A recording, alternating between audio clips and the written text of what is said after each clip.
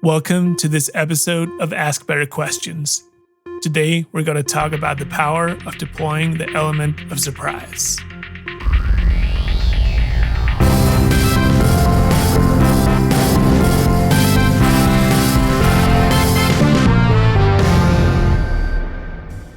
If you find yourself in the position of having to interview someone who has been interviewed many times before, it's worth reminding yourself that they have probably answered the same questions hundreds, if not thousands of times before.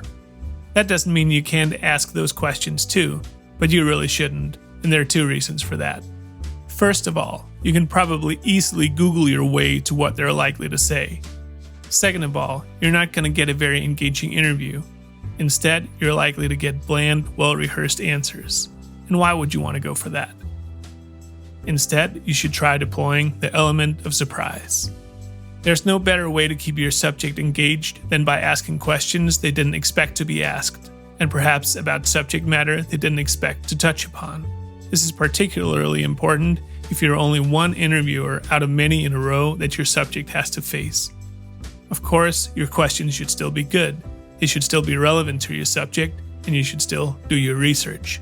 It's not least through research that you figure out what kind of questions might genuinely be surprising. Besides keeping your subject engaged, asking surprising questions will generally make your subject happy about you as an interviewer, because it shows that you put in more effort than most other interviewers they're facing. At the same time, it's a sign of respect for your subject.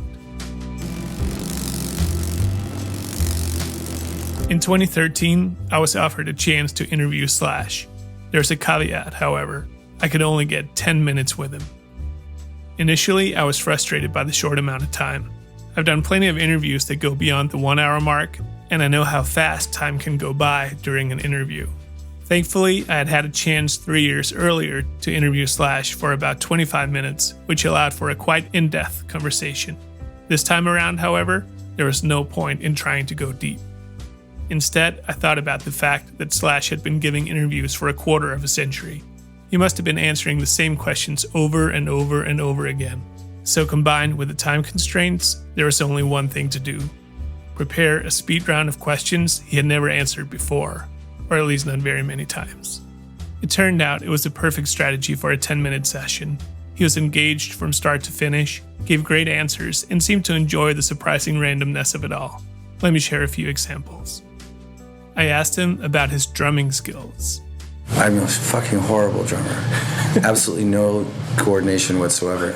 I'm good tapping on a keyboard, drum samples. I have a rhythm there, but when it comes to the whole sort of hi-hat and snare, it's terrible. I also asked him which song he was more excited to play during a show, the very first or the very last. That's a funny question. I'm obviously more excited about the first one than I am the last, but I enjoy playing the last song because it's just a great song to play live. So, I'd never really thought about that, but I definitely the anticipation going into the first song is a lot different than the ones you're going into the last one. I figured Slash was into video games to some kind of degree, so I asked him what his favorite video game was.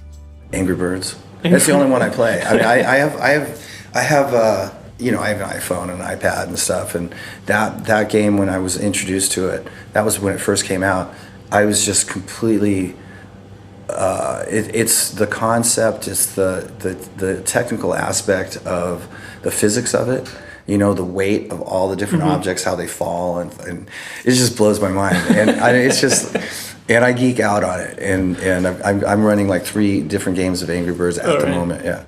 Along the way, I also got to ask him questions about his favorite comedians, his approach to social media, the Zoological Museum in Copenhagen, Obama versus Romney, and his favorite rhythm guitarists, while also deciphering a few esoteric Guns N' Roses mysteries and getting his take on the state of the music business. I even had a second to spare at the end, during which Slash signed an autograph for my nephew. When the interview was over, I proudly left the room and went back to the area where the other journalists were waiting. While I was pretty elated, another journalist had clearly chosen a different strategy. A guy from a major outlet returned to the room after his 10 minutes were over. He was completely disheartened, revealing to the rest of us that he had gotten nowhere in such a short amount of time. Evidently, he had tried to go deep when he should clearly have speed skated across the surface. That's the bonus lesson inherent in this story. Make sure your interviewing strategy fits the context you're handed. You're not likely to get anyone to unveil any big secrets over the course of 10 minutes. That's it for today. If you've had good luck asking an interview subject surprising questions, please share your story in the comments. Also, if you want to read the resulting interview article with Slash, I've linked to it below. Thank you, until next time.